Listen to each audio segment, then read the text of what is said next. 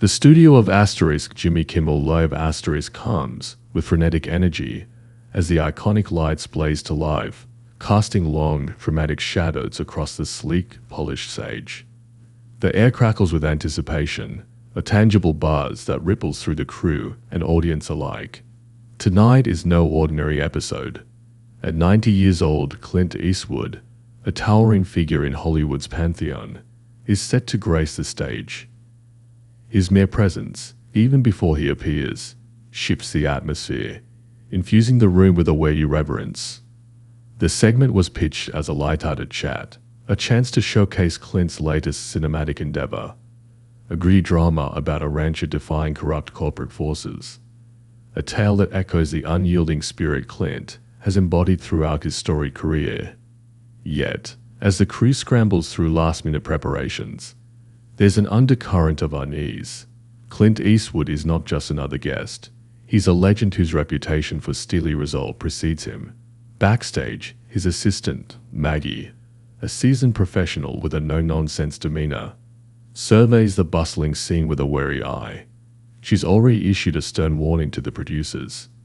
Don't turn this into a spectacle, but the producers, driven by the allure of viral moments, dismissed her concerns with a casual wave, their minds racing with visions of goofy props and punchy one-liners designed to spark laughter and social media shares. Maggie, however, knows Clint better than most. At 90, he carries the same magnetic aura that defined his early days as the man with no name, a quiet confidence that needs no fanfare. He's here to discuss something real, not to play a caricature for late-night amusement. In a quiet corner behind the curtains, Clint sits, sipping black coffee, his weathered hands steady as he watches Jimmy Kimmel's monologue on a monitor. His eyes, sharp and focused, betray a calm, steely concentration. Maggie leans in, her voice barely above a whisper. "They're going to push you tonight." Clint doesn't respond, but a faint nod acknowledges her warning. The stagehand nearby, oblivious to the brewing tension, adjusts a microphone stand, unaware that a storm is gathering in the wings. As the show's theme music swells, the audience's anticipation peaks. Clint rises, his movements deliberate, each step a testament to a life lived on his own terms. When he steps onto the stage, there's no grand entrance, no blaring trumpets, just Clint Eastwood, his presence commanding silence before he even speaks. The crowd erupts in applause, a genuine outpouring of respect for a living legend whose career spans decades of cinematic triumphs. As he takes his seat, the studio lights catch the lines etched deep in his face, each one a story of battles fought and won. Jimmy Kimmel, sensing the shift in the room's energy, flashes a practiced grin, but there's a flicker of uncertainty in his eyes. Tonight, the stage belongs to Clint, and what was meant to be a breezy interview is already teetering on the edge of something far more profound. Clint Eastwood settles into the guest chair, his posture relaxed yet commanding, as if he's claimed the stage as his own. The audience, still buzzing from his entrance, leans forward, hanging on the weight of his presence. Jimmy Kimmel, ever the seasoned host, launches into the interview with the expected questions about Clint's new film, a rugged tale of a rancher standing firm against corporate greed, a narrative that feels like an extension of Clint's own defiant ethos. Clint's voice, deep and resonant, carries the gravitas of a man who's lived the truths he speaks. Each word is deliberate, steeped in the authenticity of someone who's never bowed to Hollywood's fleeting trends. He talks about the rancher's fight, about the importance of holding fast to one's principles, and the audience feels the sincerity in his tone. But Jimmy, attuned to the rhythms of late-night television, senses the need to lighten the mood. He pivots to a playful question about Clint's passion for horseback riding, hoping to coax a chuckle from the crowd. "Still ride horses at your age?" he asks, his tone teasing. Clint's response is swift, almost curt. "Of course." The words are clipped, his gaze steady, challenging the expectation of levity. Laughter ripples through the audience, but it's tinged with unease, an unspoken acknowledgement that Clint isn't here for idle chatter. Undeterred, Jimmy presses on, referencing an old rumor about Clint getting into a bar brawl during a Western film shoot decades ago. The crowd leans in, anticipating a witty anecdote, but Clint shuts it down with chilling precision. Didn't happen. The room falls into a tense silence, the atmosphere shifting as if a cold wind has swept through. Jimmy, now visibly rattled, tries to salvage the moment with a comedic prop. An oversized cowboy hat he waves in front of Clint like a circus clown. "Come on, Clint, just for the fans," he urges, his voice laced with forced cheer. But Clint's eyes narrow, his expression hardening. "Put that away," he commands, his voice low and unyielding, cutting through the studio like a blade. The energy shifts instantly, the air thick with discomfort. From the wings, Maggie watches, her jaw tight, knowing the tipping point is near. The producers, huddled backstage, exchange nervous glances as the show veers off script. Jimmy, desperate to regain control, steers back to the film, but Clint has had enough of the games. He leans forward, his voice steady and commanding. "This movie's about standing firm, no matter the pressure. It's about holding your ground, not dressing up for laughs." The audience reacts, some cheering, others murmuring in uncertainty, but Clint's words resonate with undeniable clarity. He's not here to play a fool for ratings, and the crowd senses it. Jimmy, now on the defensive, tries to pivot again, but Clint's resolve is unshakable. The stage, once a platform for light-hearted banter, has become a battleground, and Clint Eastwood is not a man who yields. The tension in the Jimmy Kimmel Live studio thickens, a palpable force that hangs heavy over the audience and crew. Clint Eastwood, unyielding in his conviction, has shifted the dynamic of the interview, transforming what was meant to be a jovial segment into a high-stakes confrontation. Jimmy Kimmel, visibly unsettled, tries to steer the conversation back to safer territory, asking about Clint's directing style, but Clint cuts through the attempt with a cold, resolute tone. "This isn't about me," he says, his voice carrying the weight of decades spent standing firm. "It's about respect, for the work, for the people who care about it." The audience splits, some erupting in cheers for Clint's defiance, others murmuring in confusion, unsure whether this is scripted drama or a genuine clash. Clint leans forward, his piercing gaze locking onto Jimmy. "You think this is your stage?" he says, his voice low but commanding.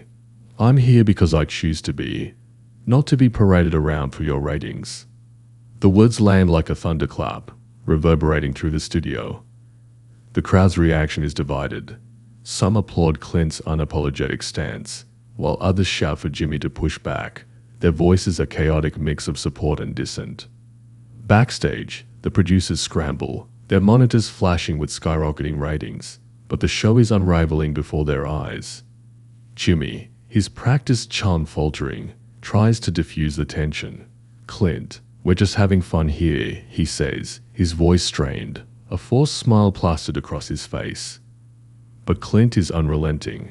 "You call this fun?" he retorts, his words sharp and deliberate. "Turning people into fools for your show." The room erupts again, cheers clashing with boos, the audience now fully invested in the unfolding drama. This is no longer a late-night interview. It's a public reckoning. Clint's presence, commanding and immovable, has stripped away the veneer of light-hearted entertainment, exposing the disconnect between his authenticity and the show's manufactured levity. Maggie, watching from the sidelines, feels a mix of pride and apprehension.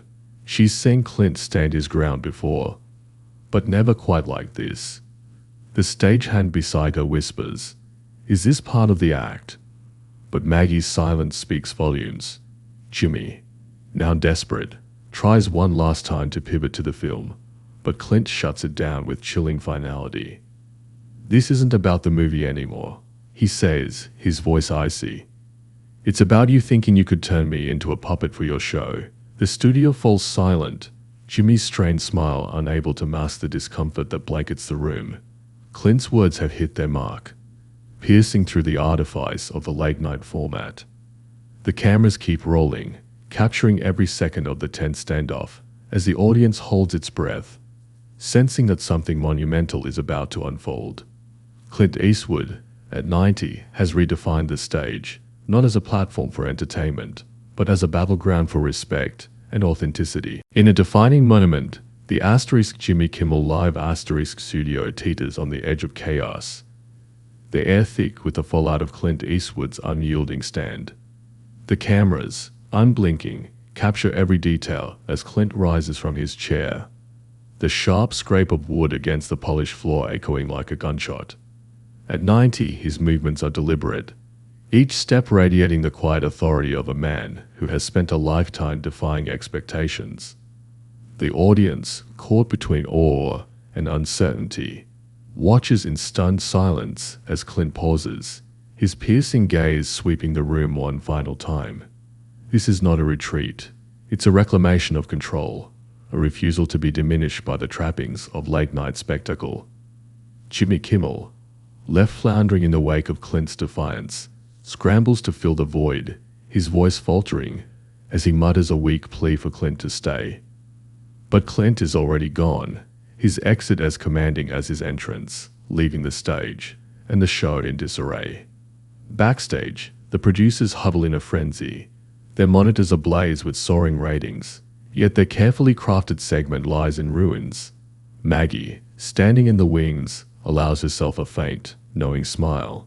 She warned them, and Clint delivered exactly what she expected: authenticity over artifice.